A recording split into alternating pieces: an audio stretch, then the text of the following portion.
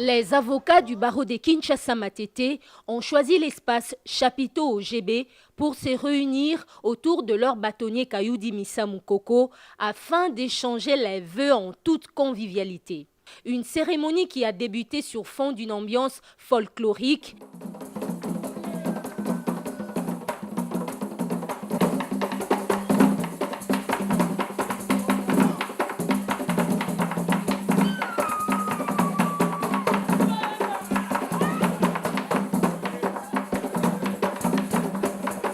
Et d'un petit spectacle sur la profession d'avocat. Vous venez dans mon bureau, moi je sors le matin, je viens travailler, vous venez, vous n'amenez pas les pièces.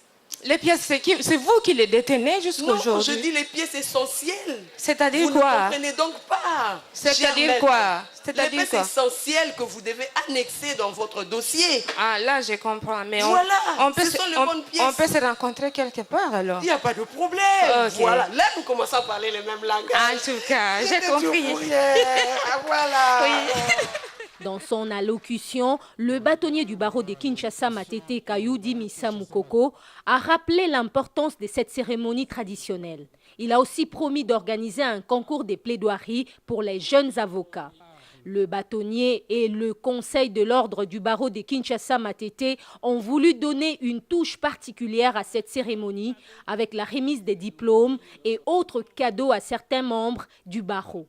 En cette circonstance, j'ai également souhaité que quelques prix soient remis à certaines et certains d'entre nous, qui, je l'espère, permettra à partir de cet instant d'instituer un moment particulier pendant lequel ceux d'entre nous qui se sont distingués, ceux d'entre nous qui se sont montrés meilleurs, pourront être primés.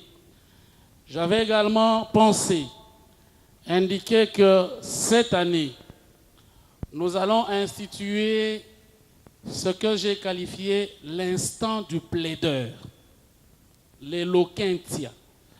Il s'agira d'un concours de plaidoirie qui sera organisé à l'attention des jeunes avocats sur des thématiques qui seront précisées et devant un jury qui sera composé, concours qui permettra d'avoir au niveau de notre barreau des génies en herbe, mais que nous allons présenter au niveau de la conférence internationale des barreaux, mais également au niveau du Centre international de formation des avocats francophones pour 1 mois de formation continue au Bénin, d'une part, mais d'autre part, pour prendre part au concours de plaidoirie qui sera organisé au mois de décembre 2017 à Port-au-Prince, à Haïti, lors du prochain congrès de la conférence internationale des barreaux des traditions juridiques communes. Je souhaite donc que dans vos familles, l'Éternel vous garde, qu'il protège vos familles respectives et qu'il fasse en sorte que, comme nous sommes venus, que nous puissions chacun rentrer chez lui sans aucun incident. Des diplômes, des mérites et autres cadeaux ont été décernés à quelques avocats pour leur travail, attachement et services rendus. D'abord aux plus anciens du barreau dans le tableau, ensuite aux avocats femmes qui étaient lauréates lors du test de déontologie 2015-2016 et enfin aux plus jeunes à un Benjamin et une Benjamine du barreau.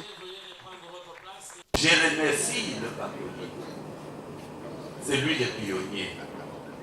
Nous ne sommes pas les pionniers. Nous sommes les fondateurs du barreau.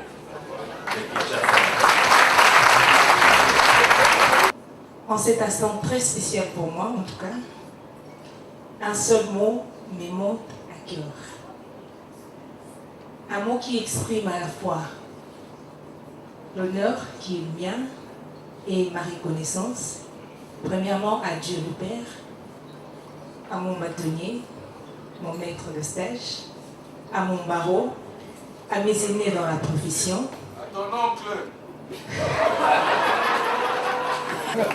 Allez, venez d'abord saluer. Au-delà des discours, l'ambiance bon enfant était au rendez-vous. Pour agrémenter la cérémonie, le barreau a convié Ferregola.